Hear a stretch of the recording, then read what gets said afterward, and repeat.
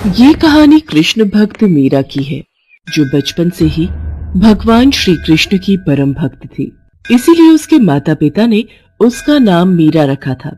मीरा के पिता फलों का ठेला लगाते थे और माँ लोगों के घरों में बर्तन साफ किया करती थी। फिर भी घर चलाना बड़ा मुश्किल हो जाता था। वो सभी एक टूटी फूटी झोपड़ी में रहते थे। जैसे जैसे मीरा बड़ी होती जा रही थी, कृष्ण भक्ति में उसका मन और ज्यादा लगने लगा था। उसने अपनी झोपड़ी के कोने में भगवान कृष्ण के बाल स्वरूप को स्थापित किया हुआ था। वो अपने बाल गोपाल का पूरा ख्याल रखा करती थी।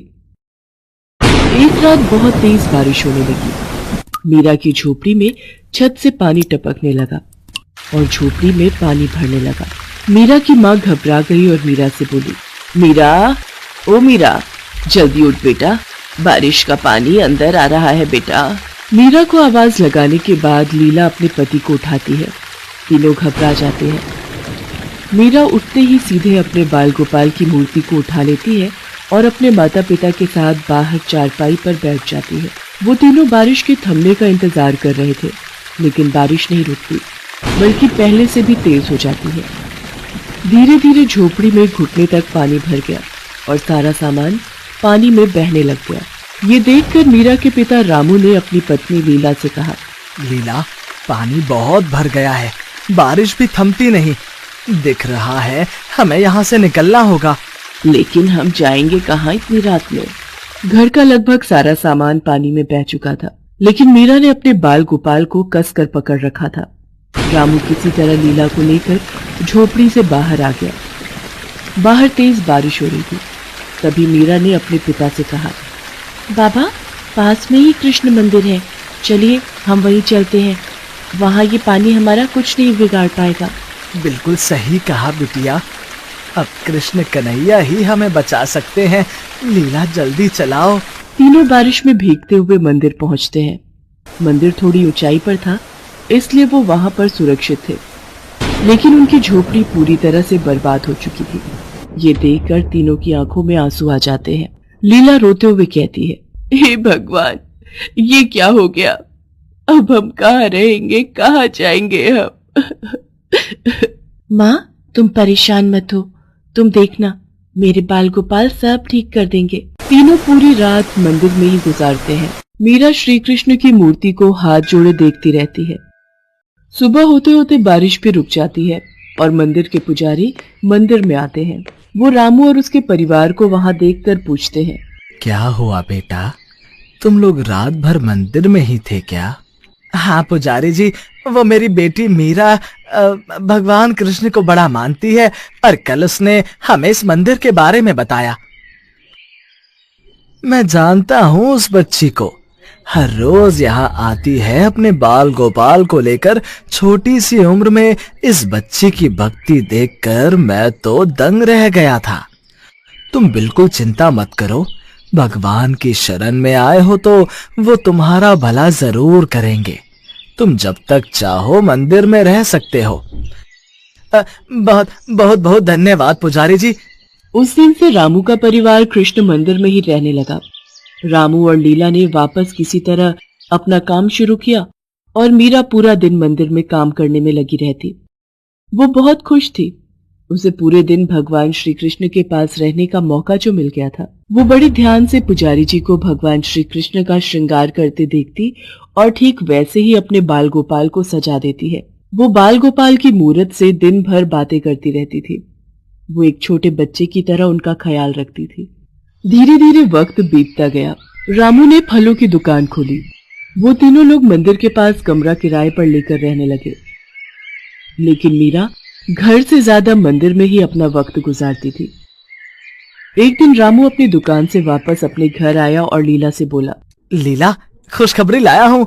अच्छा, तो जल्दी बताइए ना मुझे। मेरी दुकान के बगल में वो जो पंसारी की दुकान है ना, कृष्णलाल जी की, उन्होंने अपने बेटे धर्मेश के लिए अपनी मीरा का हाथ मांगा है।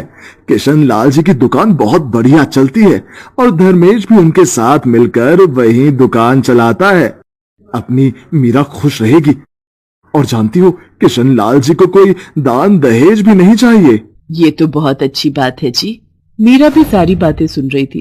उसने अपने माता पिता को टोकते हुए कहा, माँ, बाबा, मुझे कोई शादी वादी नहीं करनी। मैं बहुत खुश हूँ अपने बाल गोपाल के साथ और आप लोगों के साथ। ऐसा नहीं होता बिटिया, शादी तो सबको करनी पड़ती है। और तू चिंता मत कर, तेरे ससुराल वालों से कह देंगे कि तुझे तेरे बाल गोपाल को हमेशा साथ रखने दे। अब तो ठीक है ना? लेकिन कुछ नहीं बिटिया, तू तो हमारी हालत जानती है ना। अच्छा रिश्ता खुद सामने से आया है, इसे जाने नहीं दे सकते हम। मीरा अपने माता पिता की बात मानकर धर्मेश से शादी कर लेती है, लेकिन धर्मेश को लेकर उसे जो बातें बताई गई थी वो उससे बहुत अलग था। उसका मन किसी काम में नहीं लगता था। वो सारा दिन आराम करता और शाम के वक्त दोस्तों के साथ नशा भी करता था। मीरा के ससुर किशनलाल ने धर्मेश के बारे में झूठ बोला था। पहले तो किशनलाल घर का खर्च उठाते थे, लेकिन लंबी बीमारी से लड़ते हुए कुछ ही साल बाद वो चल बसे। धर्मेश की आंखें तब भी नहीं खुली। किशनलाल की दुकान भी बंद हो गई। मीरा की सास का देहांत बहुत पहले ही हो गया था। ऐसे में धर्मेश और अपना पेट भरने के लिए मीरा ने लोगों के घरों में काम करना शुरू कर दिया। इन सब की वजह से मीरा अपने बाल गोपाल के साथ ज्यादा वक्त नहीं बिता पाई थी, जिसका उसको बहुत दुख होता था। एक दिन मीरा रात को काम करके वापस घर लौटी तो उसने देखा कि धर्मेश नशे में धुत चीजों को इधर उधर फेंक रहा है। वो मीरा के बाल गोपाल को भी जमीन पर गिराने ही वाला था कि मीरा ने उसे रोक लिया और गुस्से से बोली, ये क्या कर रहे हो? मेरे बाल गोपाल को हाथ लगाने की तुम्हारी हिम्मत कैसे हुई? धर्मेश मीरा को धक्का देकर जमीन पर गिरा देता है। तेरी हिम्मत कैसे हुई मेरे सामने ऊंची आवाज में बात करने की? जो दारू की बोतल लेकर आया था वो कहाँ है? मुझे दे जल्दी से, नहीं तो मैं तुझे घर से बाहर निकाल दूंगा अभी। मीरा उसे शराब की बोतल लेकर देती है और फिर रोती हुई अपने बाल गोपाल से कहती है, मुझे माफ कर दो कान्हा जी, अब से आप हमेशा मेरे साथ ही रहोगे। मैं आपको कभी अकेला छोड़कर नहीं जाऊंगी। धर्मेश का बर्ताव और स्वास्थ्य दिन पर दिन खराब होता जा रहा था। उधर मीरा अब मां बनने वाली थी, लेकिन फिर भी धर्मेश में कोई बदलाव नहीं आया। कुछ कमाकर घर लाना तो दूर, वो मीरा की कमाई भी उससे छीन लेता था और उन पैसों से नशा करता था। मीरा के माता पिता भी अब इस दुनिया में नहीं थे। मीरा बिल्कुल अकेली पड़ गई थी। हद से ज्यादा नशा करने की वजह से धर्मेश की तबीयत खराब रहने लगी। जल्दी ही वो बिस्तर पर आ गया। नशे की लत ने उसे मौत के करीब लाकर खड़ा कर दिया था। जब धर्मेश को इस बात का एहसास हुआ तो वो एक दिन मीरा से बोला, मीरा, हो सके तो मुझे माफ कर देना। समझ गया हूं कि माँ ने कितने पाप किए हैं और भगवान ने मुझे मेरे किए की सजा भी दे दी है। मैंने तेरी जिंदगी खराब कर दी है, इसके लिए मुझे माफ कर देना। ये धर्मेश के आखिरी शब्द थे। वो जा चुका था। मीरा उस दिन बहुत रोई। फिर अपने बाल गोपाल को देख उसमें थोड़ी हिम्मत जगी। कुछ ही महीनों बाद मीरा ने एक प्यारे से बेटे को जन्म दिया और अब वो अपने बेटे के लिए जीने लगी। उसने अपने बेटे का नाम चंदन रखा। धीरे धीरे चंदन बड़ा होने लगा और जैसे वो चंदन का ख्याल रखती थी और वैसे ही अपने कृष्ण जी का भी ख्याल रखती थी। पर चंदन को ये सब समझ में नहीं आता था। एक बार चंदन ने मीरा से पूछा, माँ, ये बाल गोपाल कौन है? वो मेरे सब कुछ है बेटा, उन्हीं की वजह से मैं आज जिंदा हूँ और तेरा ख्याल भी रख पा रही हूँ। ऐसे ही कुछ दिन बीत गए। चंदन पढ़ाई में बहुत अच्छा था और अपनी माँ की मेहनत को भी महसूस करता था, इसलिए उसने दिल लगाकर पढ़ाई की और सरकार से स्कूल और कॉलेज में स्कॉलरशिप हासिल की और अच्छे अंकों से कॉलेज पास किया। कॉलेज पास करते ही उसे बहुत अच्छी नौकरी मिल गई। नौकरी मिलते ही चंदन मीरा के पास गया और बोला, मेरी नौकरी लग गई है माँ, आपको कोई काम करने की जरूरत नहीं है। अब घर का सारा खर्च मैं चलाऊंगा। अब बस तुम घर पर रहकर आराम करना। राधे कृष्णा, राधे कृष्णा। ये सब मेरे बाल गोपाल की कृपा है, तेरी मेहनत भी। मैं बहुत खुश हूँ बेटा, बहुत खुश। मीरा की आंखों में खुशी के आंसू आ जाते हैं। चंदन अपनी माँ के आंसू पोंछता है और उसे गले लगा लेता है। ऐसे ही कुछ दिन बीत जाते हैं। एक दिन गलती से चंदन के हाथ से भगवान कृष्ण की मूर्ति नीचे गिर जाती है। ये देखकर मीरा बहुत नाराज हो जाती है और गुस्से से कहती है, ये क्या किया तुमने? मेरे बाल गोपाल को गिरा दिया। ला, मुझे दे उन्हें। माफ कर दीजिए माँ जी, मैंने जानबूझकर ये नहीं किया। तभी मीरा देखती है कि गिरने की वजह से बाल गोपाल की मूर्ति कई जगह से टूट गई थी।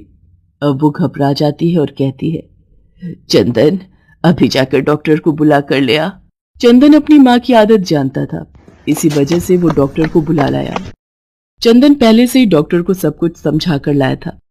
डॉक्टर साहब, मेरे बाल गोपाल गिर गए थे, बहुत चोट आई है, आप इन्हें जल्दी से ठीक कर देंगे ना? डॉक्टर चंदन की तरफ देखता है और चंदन का इशारा देखकर वो बाल गोपाल की मरहम पट्टी करने का दिखावा करता है। फिर उन्हें मीरा को देते हुए कहते हैं, लीजिए माँ जी, ये ठीक हो गए। अभी कैसे? इतनी ऊपर से गिरे हैं मेरे बाल गोपाल। तुमने क्या ये आला शक्ल देखने के लिए लगा रखा है? इसे लगाकर मेरे बाल गोपाल की जांच कर लो कि सब ठीक है ना? डॉक्टर फिर चंदन की शक्ल देखता है, उसके इशारा करने पर फिर आला लगाकर जांच करने का दिखावा करता है। उसके बाद जो हुआ उसने डॉक्टर के होश ही उड़ा दिए। उसे बाल गोपाल की धड़कन सुनाई दे रही थी। उसने एक बार नहीं कई बार जांच की, पर हर बार उन्हें दिल की धड़कन की आवाज सुनाई दी। डॉक्टर के चेहरे का रंग ही उड़ गया। उसे ऐसा देख चंदन ने डॉक्टर से पूछा, क्या हुआ डॉक्टर साहब, तबीयत तो ठीक है?